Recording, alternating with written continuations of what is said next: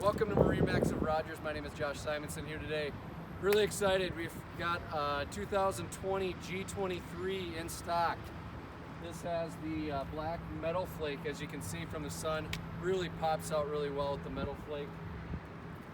And then for 2020, the big change back here in the transom are the new seats. So we've got nice new seats sitting in the back here. We've got a couple cup holders. We'll go on into the interior, come on inside. We optioned this boat with the H6 450. This has the nice walk-through transom as usual.